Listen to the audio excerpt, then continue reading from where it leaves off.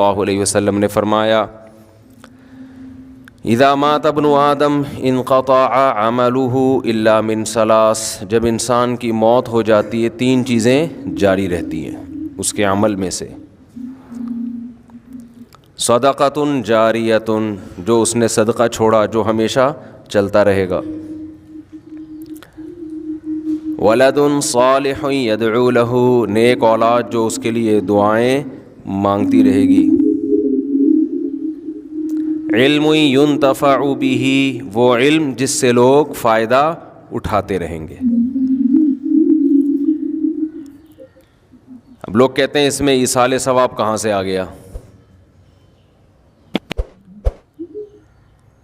اس سے بھی واضح ایک اور حدیث ہے جس میں آتا ہے ایک صحابی نے نبی سے عرض کیا یا رسول اللہ، ایک صحابیہ نے عرض کیا میری والدہ کا انتقال ہو گیا ہے، افاتصدق عنہا، کیا میں والدہ کی طرف سے صدقہ کر سکتی ہوں؟ آپ نے فرمایا ہاں۔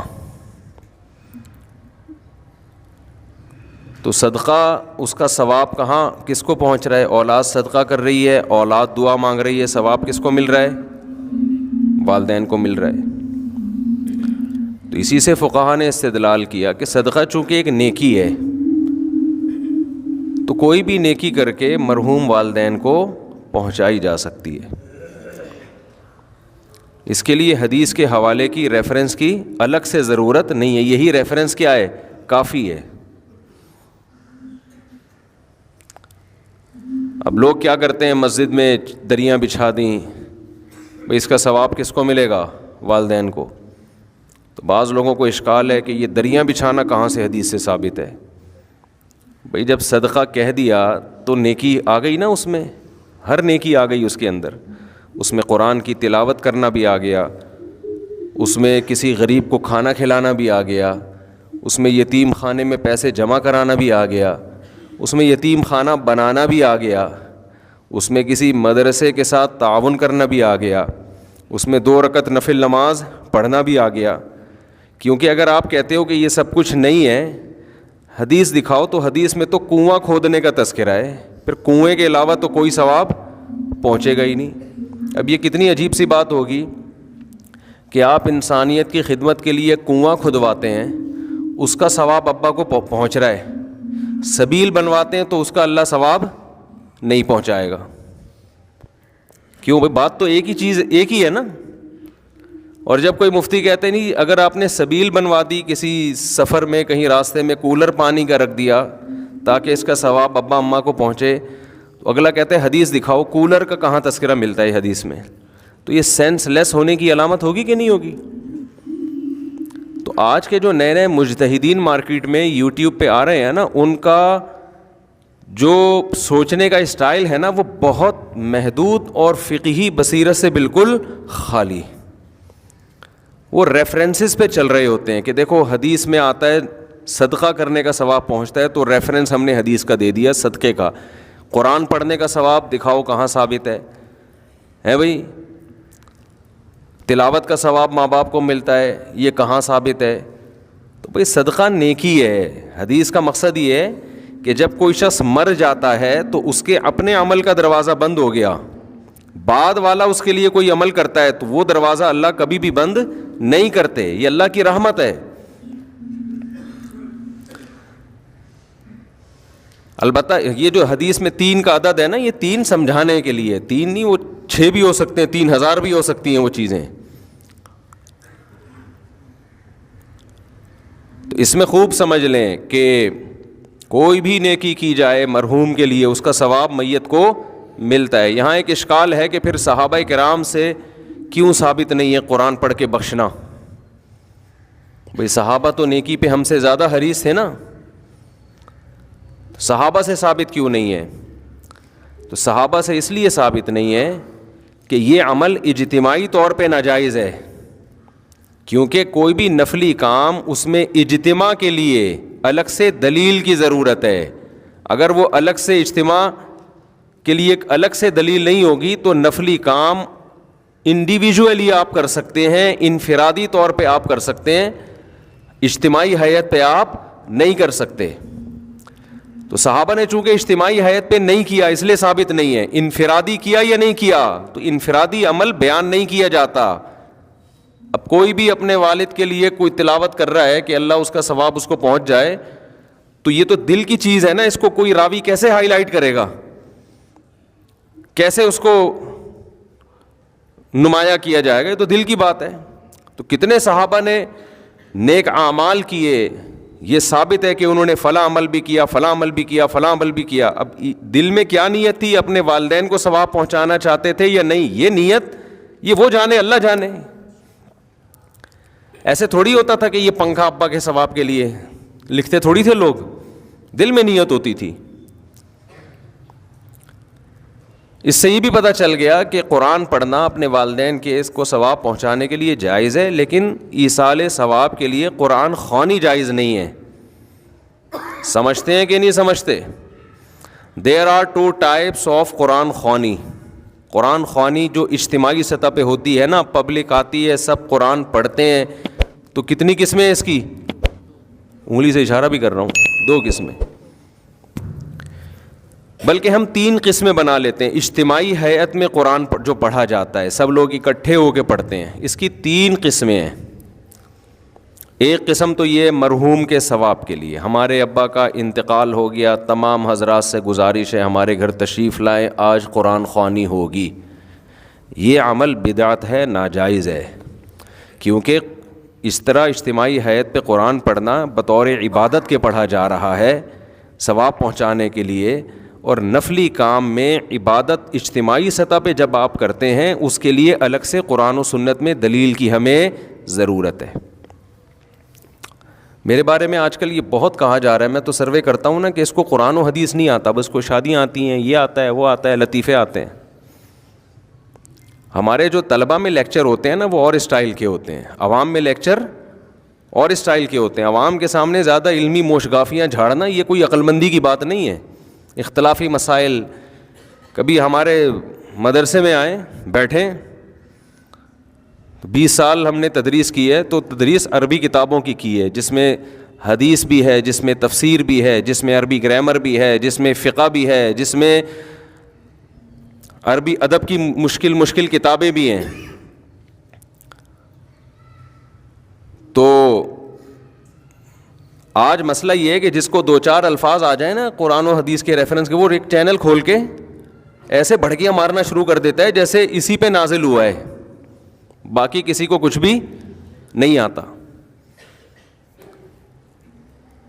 تو خیر ہم اپنے ٹاپک کی طرف آتے ہیں. تو اجتماعی ہیئت پہ جو قرآن پڑھا جاتا ہے, چونکہ وہ ایک عبادت کے طور پر ہے, تو عبادت کے لیے جب اجتماعی سطح پہ ہوگی نا, قرآن پڑھنے کی دلیل تو ثابت ہے, اجتماعی سطح پہ یہ ثابت نہیں ہے. اس کی مثال ایسے جیسے جمعے سے پہلے آپ سنت پڑھتے ہو, انفرادی اخپل طریقے سے پڑھتے ہیں نا.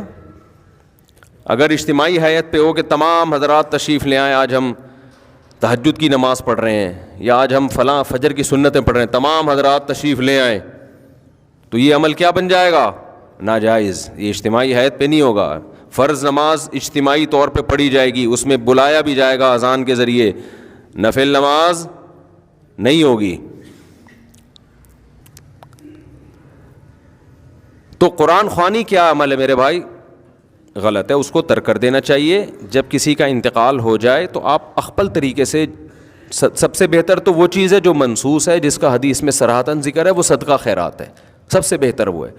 اس کو آج کل لوگ فوکس نہیں کر رہے, قرآن خوانیوں پہ پورا زور لگایا ہوا ہے, اور پھر اس میں دیگیں چلتی ہیں, کھانے چلتے ہیں, لوگ آتے ہیں بوٹیاں پھوڑ رہے ہوتے ہیں, کہ عجیب ہی منظر ہوتا ہے. ولیمے اور میت کا فرق کیا ہو گیا؟ ختم. تو یہ پھوڑنے پھاڑنے کے ٹائم نہیں ہے. یہ اخپل طریقے سے چپکے سے غریب کو صدقہ کر دو, اور اپنے طور پہ کوئی تلاوت کرنا چاہے تو اس میں بھی کوئی حرج نہیں ہے. اگرچہ تلاوت میں فقہا کا اختلاف ہے, لیکن صدقے میں سب کا کیا ہے؟ اتفاق ہے.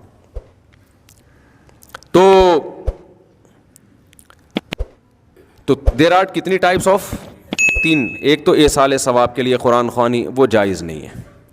دوسرا قرآن خوانی کی قسم ہے برکت کے لیے قرآن خوانی. دکان کھولی آپ نے نئی, آپ نے مکان بنایا, آپ چاہتے ہو یار اس میں کوئی اچھا کام پہلے ہو جائے, بجائے اس کے کہ ڈائریکٹ جا کے ڈرامہ دیکھنا شروع کر دیں بچے آ کے. ایسا ہی ہوتا ہے نا. تو کام کی ابتدا کس سے ہو بھائی؟ برکت سے ہو. اور کوئی بھی شیطانی اثرات ہوں اس سے یہ گھر پاک ہو جائے تو اس کے لیے قرآن خوانی کی جاتی ہے. تو برکت کے لیے قرآن خوانی چونکہ عبادت کے طور پہ نہیں ہے, وہ از قبیل رقیہ ہے. رقیہ سمجھتے ہیں وہ کیا ہے؟ دم جسے کہتے ہیں رقیہ. تو رقیہ ایک علاج کی قسم ہے. علاج کے لیے قرآن و سنت سے ثبوت کی ضرورت نہیں ہوتی. جیسے آپ نے کہا بھائی فلاں آیت پڑھ کے مجھ پہ دم کر دیں مجھے بڑا فائدہ ہوتا ہے, تو اب اس کے لیے ثبوت کی ضرورت نہیں ہے. تو جیسے ایک صحابی رسول نے کسی پہ جن تھا تو سورہ فاتحہ پڑھ کے دم کر دیا, تو ان کو تو نہیں پتا تھا کہ اس سے فائدہ ہوگا, نہ نبی سے انہوں نے پوچھا تھا. بعد میں اطلاع ملی تو آپ نے فرمایا کہ یہ تو رقیہ ہے, سورہ فاتحہ تو اس سے تو فائدہ ہوتا ہے. یا سورہ بقرہ کا ورد کرا لیا گھر کے اندر, سمجھتے ہو حدیث میں آتا ہے سورہ بقرہ جس گھر میں پڑھی جاتی ہے اس گھر میں شیاطین نہیں آتے, حدیث کا مفہوم ہے. تو یہ بذات خود یہ جائز عمل ہے برکت کے لیے.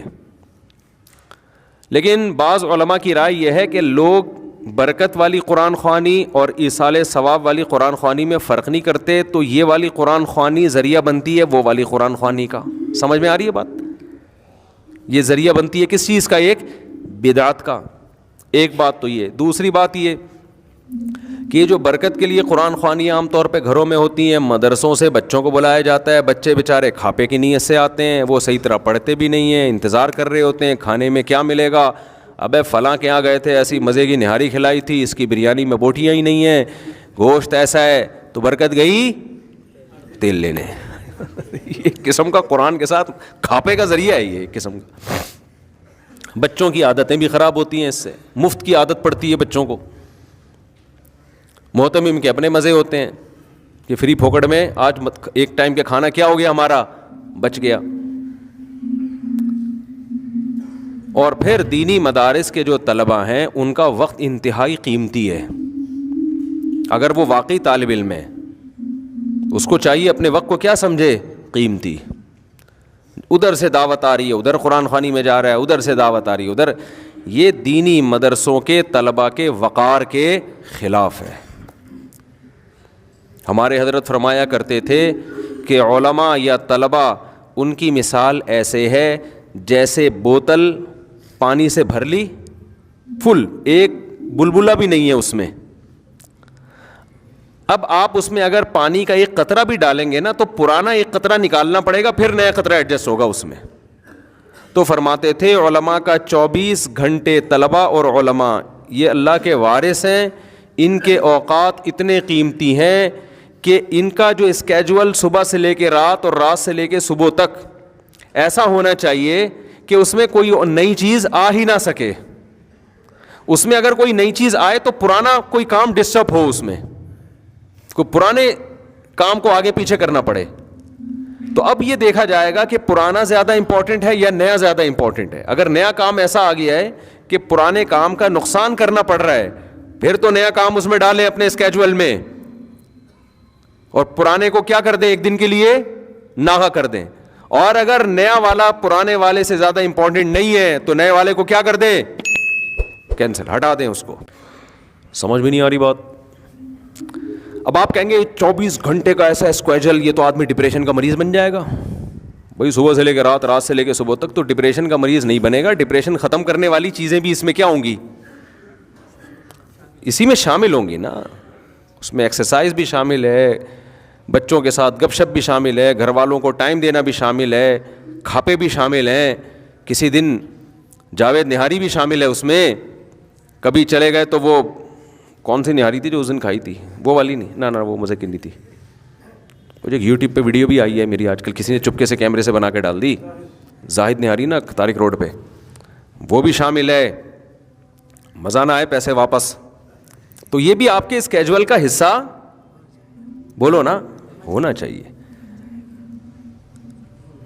تو یہ سب چیزیں اس میں داخل ہیں. اب کوئی نئی چیز اگر آ رہی ہے تو یہ پرانا شیڈول آپ کا کیا ہوگا, متاثر ہوگا. اگر نہیں ہو رہا اس کا مطلب آپ فارغ آدمی ہو, کسی کام کے آپ فالتو ہو, بلا وجہ پیدا ہوئے آپ, بلا وجہ پیدا اسے کہتے ہیں کان سے پکڑ کے جو جہاں چاہے لے جائے, آ جا یار کھاپے پہ چلے, آ رہا ہوں ٹھیک ہے نا, روزانہ کھاپا, ابے آ جا ادھر بیٹھتے ہیں, بیٹھ گیا, ابے چل ادھر گٹر کا ڈھکن گورنمنٹ نے لگا دیا, وہ ہمارے گٹر کراچی میں ڈھکن نہیں ہوتے نا, تو ادھر ہمارے یہاں لگ گیا, آ جا بیٹھتے ہیں وہاں, چل بھائی بیٹھتے ہیں, پوری رات بیٹھے ہوئے ہیں. اس کا مطلب یہ غلط پیدا ہو گیا ہے, اس کو بالکل پیدا ہونے کی کسی کام کا نہیں ہے. بعض دفعہ یہ ہوتا ہے کسی دوست کا فون آیا, چل کھاپے پہ چلتے ہیں, آپ نے کہا چلو چلتے ہیں, تو اب یہ بدگمان نہ ہو کہ یہ بندہ فارغ ہے, ہو سکتا ہے اس کا اسکیجول کل کا کھاپا ہو, اس کی ڈائری میں کل کھاپے کا تذکرہ ہو, لیکن اس نے کہا آج بندے کا فون آیا, دوستی ہے, اس سے گپ شپ ہے, تو وہ کل والا کہاں لے جاتے ہیں, آج کر لے. تو میرے ساتھ ایسا ہوتا ہے بعض دفعہ, کسی قریبی دوست کا فون آیا, مفتی صاحب کھاپے پہ چلیں, ہم کہا چلو بھائی. وہ ہوتا یہ ہے کہ وہ جمعرات کو کہیں ڈائری میں کھاپا ڈالا ہوا ہوتا ہے, تو اس کو ہم اس دوست کی وجہ سے 2 دن پہلے لے آتے ہیں, پھر وہ 2 دن والا اسکپ کر دیتے ہیں, جو آج والا کام ہے وہ اس دن ڈال دیتے ہیں. سمجھتے ہیں کہ نہیں سمجھتے؟ ایک ڈائری بنایا کریں ایسے, پورا ہفتہ اس میں آپ کے سامنے ہو وہ پیج, پورا ہفتہ اس میں آپ کے, ابھی میں بتاتا ہوں, یہ حدیث کی تشریح میں بتاتا ہوں میں, تو کیونکہ یہ حدیث کی میں نے تشریح شروع کر دی, وہ پھر ترتیب سے چلے گی تو زیادہ فائدہ ہوگا. ابھی میں وہ قرآن خوانی کا وہ جلدی سے مکمل کر کے پھر وہ حدیث پڑھی ہے نا, اس میں یہ آئے گا تذکرہ انشاءاللہ. صلو علی الحبیب. تو خیر,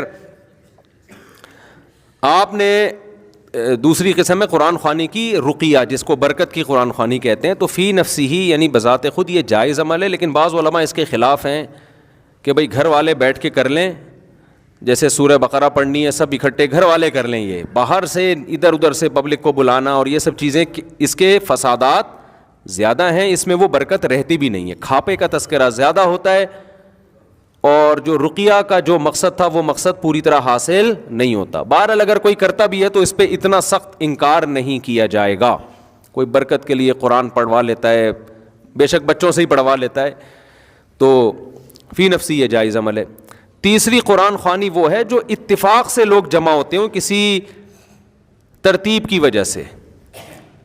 اس کی مثال ایسے جیسے ہم فجر سے پہلے 2 سنتیں پڑھتے ہیں نا, تو اب سب لوگ آ کے پڑھ رہے ہوں, لوگوں نے جمع نہیں کیا, لیکن چونکہ ٹائم ہے سنتوں کا تو سب پڑھ رہے ہوتے ہیں, تو دیکھنے میں ایسا لگتا ہے سب اجتماعی سطح پہ پڑھ رہے ہیں, حالانکہ وہ ایک اتفاقی ان کا آپس میں ربط ہو گیا ہے. تو ایسے ہی دینی مدرسوں میں یہ ہوتا ہے کہ بچوں کو تلاوت کا ٹائم دیا جاتا ہے, تو اس کا ٹائم بتایا جاتا ہے, بھائی صبح ناشتہ ہے اتنے بجے, پھر پڑھائی ہے, پھر یہ ہے, پھر یوں ہے, پھر رات عشاء ہے, پھر عشاء کے بعد سب نے کیا کرنا ہے, قرآن کی تلاوت کرنی ہے. تو یہ ایک نظم کے تحت ہے, اس کو وہ قرآن خوانی, وہ والی قرآن خوانی نہیں کہیں گے جو بدعت ہے, یہ تو ایک نظم کے طور پر. بعض فوجی اداروں میں ہمیں دیکھنے کو ملا, رینجرز کے ایک بڑے آفیسر تھے, انہوں نے بتایا کہ ہمارے ہاں فجر کی نماز کے بعد پابندی ہے, تمام جتنے بھی فوجی ہیں نا, جو رینجرز کے ملازمین ہیں, وہ سب قرآن کی تلاوت کریں گے. تو ایک ٹائم دیا ہوا ہے نا, تو یہ مینجمنٹ کے لیے ایک ٹائم دیا ہوا ہے, اس کو مینیج کرنے کے لیے یہ بھی جائز ہے, اس میں بھی کوئی حرج نہیں ہے. یہ ایک ترتیب پہ لانے کے لیے سب کو, کیونکہ پھر ان کا باقی ٹائم نہیں ملے گا نا ان کو تلاوت کا سارا دن. تو گھر میں بھی آپ کر سکتے ہیں, بچوں کے لیے ایک ٹائم بنا دیں, بھائی صبح اتنے بجے 1 سے لے کر اتنے بجے تک سب بچے انسان کے بچے بن کے بیٹھ جائیں گے. سارا دن تو موبائل لگا رہتا ہے, اب یہ اتنے بج کے اتنے منٹ پر سب بچے کون سے بچے بنیں گے, انسان کے بچے. لہذا قرآن سب کے ہاتھ میں ہوگا, دعائیں کی کتاب ہوگی, ذکر اذکار ہوگا. اسی طرح یہ بھی ہے کہ اجتماعی ہیئت پہ ذکر اللہ بھی جائز نہیں ہے, خوب سمجھ لیں. جیسے اعلان ہوتا ہے مسجد سے ہمارے ہاں ذکر کی محفل لگ رہی ہے, تمام حضرات تشریف لے آئیں, پھر سارے آ جاتے ہیں, پھر ذکر کرایا جاتا ہے, یہ بدعت عمل ہے, جائز نہیں ہے. لیکن اگر آپ کسی تربیت گاہ میں گئے ہیں جس کو خانقاہ کہا جاتا ہے, کوئی شیخ و مرشد ہیں جن سے آپ بیعت ہیں, سہ روزہ لگایا آپ نے, 10 دن کے لیے گئے ان کی خانقاہ میں, تو انہوں نے اپنے مریدوں کے لیے ایک ٹائم رکھا ہوا ہے, بھائی صبح اتنے بجے سب نے تہجد میں آنا ہے, یہ ٹریننگ سینٹر ہے نا, اور پھر 7 بجے سب نے ذکر کے لیے بیٹھنا ہے. تو یہ بھی چونکہ اس کا یہ وہ اجتماعی حیت والا ذکر نہیں ہے, بلکہ یہ بھی ایک تربیت کے لیے نظام الاوقات تو ہوگا نا کوئی نہ کوئی, کہ کھانے کا ٹائم ہے تو یہ ذکر کا ٹائم ہے, تو یہ تلاوت کا ٹائم ہے. تو یہ وہ بدعت ذکر میں داخل نہیں ہے. لیکن جو نارملی ہمارے یہاں بعض مسجدوں سے اعلانات ہو رہے ہوتے ہیں, یا نمازیوں کو اعلان کیا جاتا ہے بھائی 4 بجے ہمارے ہاں ذکر کیا جائے گا, تمام حضرات تشریف لے آئیں, یہ بدعت ہے. کہ تمام حضرات کیوں تشریف لے آئیں بھائی, کوئی آپ کا کوئی وہ چل رہا ہے، اگر کوئی تربیتی پروگرام چل رہا ہے تو جو تربیت کے لیے آئے ہوئے ہیں وہ بیٹھے ہوئے ہیں آپ کے پاس، تو ان کو آپ بتا دیں بھائی عصر کے بعد ذکر ہوگا، مغرب کے بعد تلاوت ہوگی، 4 بجے تہجد کے لیے سب اٹھیں گے، اور تمہارے باپ کو بھی اٹھنا پڑے گا اس میں، یعنی معذرت کے ساتھ، یعنی زبردستی اٹھائیں گے آپ. تو یہ زبردستی ٹریننگ کے لیے ہے، تو اس کو اس اجتماعی ہیئت میں شامل نہیں کیا. ہم نے جب 3 دن کی ٹریننگ کروائی کنٹری کلب میں، پورے ملک سے لوگ آئے تھے، تو ہم نے ان کو 4 بجے تہجد کے لیے اٹھاتے تھے، ان کو کہتے تھے آپ کے باپ کو بھی اٹھنا پڑے گا، کسی کو سونے کی اجازت نہیں ہے. اور پھر 5 بجے ہم ان سے جاگنگ کروایا کرتے تھے، اور جاگنگ میں بھی ہم نے ان سے کہہ دیا تھا کہ آپ کے باپ کو بھی جاگنگ بولو کرنی پڑے گی.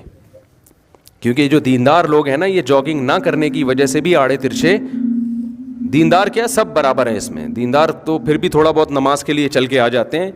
میں دیندار کا تذکرہ اس لیے کیا کہ ہم تو دینداروں کو فوکس کر رہے تھے نا، ورنہ یہ ہماری پوری قوم کا المیہ ہے کہ پوستی پن الحمدللہ اتنا زیادہ ہماری قوم میں آ گیا ہے کہ اللہ کی پناہ. بس اب میں پھر جاؤں گا تو پھر بہت لمبا بیان اسی پہ ہو جائے گا. سوتے ہیں تو سوتے ہی پڑے رہتے ہیں، سوتے رہتے ہیں، نہ چل سکتے ہیں نہ ہل سکتے ہیں. اللہ تعالیٰ مغفرت فرمائے انتقال کے بعد، کیونکہ انتقال کا چانس میں کوشش کرتا ہوں کہیں سیڑھیوں پہ کہیں جانا ہے نا تو لفٹ کے ذریعے حتی الامکان کوشش کرتا ہوں بچوں. کہیں بھی آپ کہیں فلیٹ میں رہتے ہیں، کہیں جانا ہوتا ہے، سیڑھیوں سے جایا کرو میرے بھائی. لفٹ کا استعمال کم، لفٹ کو لفٹ کر دو، لفٹ نہ دو لفٹ کو. لیو لیفٹ ہے نا، لیو دو اس کو لفٹ کو، تو اس کو لفٹ نہیں کراؤ الا یہ کہ کہیں جلدی ہے. تو خیر